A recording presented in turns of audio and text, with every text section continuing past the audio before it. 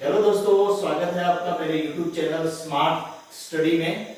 आज हम एनसीईआरटी कक्षा 10 विज्ञान का लेसन नंबर 5 पढ़ेंगे, जिसका नाम है जैव प्रक्रम।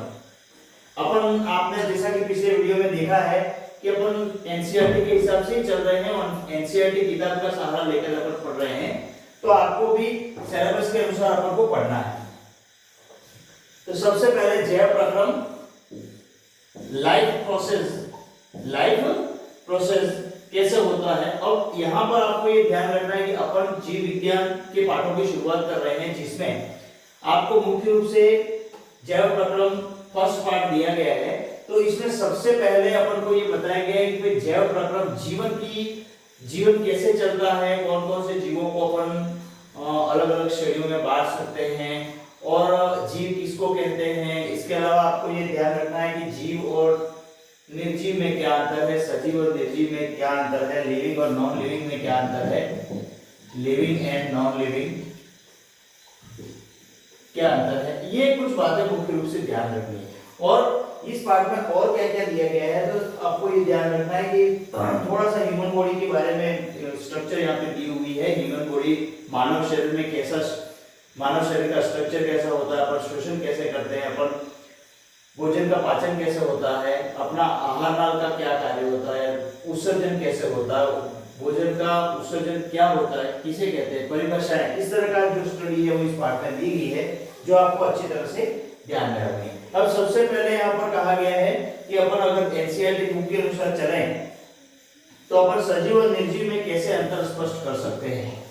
सजीव क्या होता है और निर्जीव क्या होता है। जैसा कि मैंने आज थोड़ी सी लाइव स्ट्रीम की भी बात करी थी, उसमें अपन ने देखा था कि सजीव और निर्जीव के बारे में थोड़ा सा मैंने बताया था। तो यहाँ अपन और थोड़ी चर्चा कर लेते हैं आपके लिए कि सजीव और निर्जीव में क्या अंतर है। तो आपने जैसे देखा होगा, निर्जीव और सजीव में आपने सामान्य लाइफ में ये अंतर किया होगा कि जैसे पत्थर पड़ा हुआ है वो एक ही स्थान पर रहता है, जबकि कोई सजीव जीव है वो एक स्थान से दूसरे स्थान तक जा सकता है। निर्जीव जो है वो श्वसन नहीं कर सकता है, ये श्वसन कर सकता है। पहली बात तो इसकी आती है श्वसन, इसमें श्वसन नहीं होता है। दूसरा, सजीव में गमन होता है, इसमें गमन नहीं होता। जब तक इसको दूसरा कोई नहीं मिला तब तक गमन नहीं कर सकते ये, ठीक है। इसके बाद थर्ड जो है उत्सर्जन, इनमें उत्सर्जन होता है, इनमें कोई उत्सर्जन नहीं होता है। इसके बाद चौथा, अपने समान ही जीव पैदा करने की क्षमता सजीव ही रखता है, जिसको जनन कहते हैं, जबकि इसमें कोई जनन नहीं होता है। जो निर्जीव पड़ा हुआ है वो ऐसे ही रहता है लंबे समय तक। इसके बाद पांचवा है उपापचय क्रियाएं,